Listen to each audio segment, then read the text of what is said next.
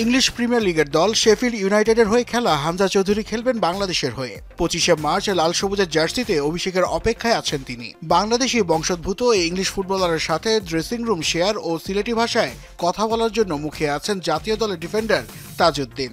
হামজা ভাই আসলে হামজা ভাইয়ের সাথে সিলেটি ভাষায় কথা বলবো। হামজা ভাইকে সিলেটি ভাষা অনেক শেখাবো, উনি অনেক জানে, তারপর ওনার সাথে সিলেটি ভাষায় কথা বলবো। ওনার সাথে ড্রেসিং রুম শেয়ার করতে পারলে অনেক খুশি মনে হবো।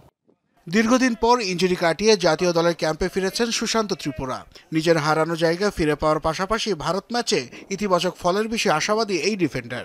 ইনজুরি থেকে অনেক দিন পর লং টাইম পর আসলাম, তো খুবই কম্পিটিটিভ একটা মুহূর্ত কাজ করতেছে। লং টার্মের জন্য হয়তো বা কাবরেরাকে পাচ্ছি বা ন্যাশনাল টিমে ইনক্লুড হবার একটা সুযোগ আছে, তো সেক্ষেত্রে আমি মনে করি যে আরেকটু নিজেকে তুলে ধরতে পারবো।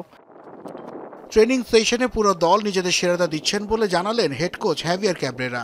জানান ভারত ম্যাচে প্রতিদ্বন্দ্বিতা ছড়াতে প্রস্তুত হচ্ছেন তপু জামালরা। ট্রেনিং ক্যাম্পে বিভিন্ন সেশনে নিজেদের তৈরি করছে পুরো দল। Gym session, fitness training, technical সহ বিভিন্ন দিক নিয়ে কাজ করা হচ্ছে। নিজেদের সেরাটা দিতে কঠোর পরিশ্রম করছে সবাই। আশা করছি ভারত ম্যাচে দারুণ প্রতিদ্বন্দ্বিতা দেখতে পাবো আমরা। 30 জনের প্রাথমিক স্কোয়াড থেকে ভারতের বিমান ধরবেন 23 ফুটবলার। তাই তো নিজেদের জায়গা নিশ্চিত করতে ক্যাম্পে শতভাগ উজাড় করে দিচ্ছেন তাজ সুশান্তরা।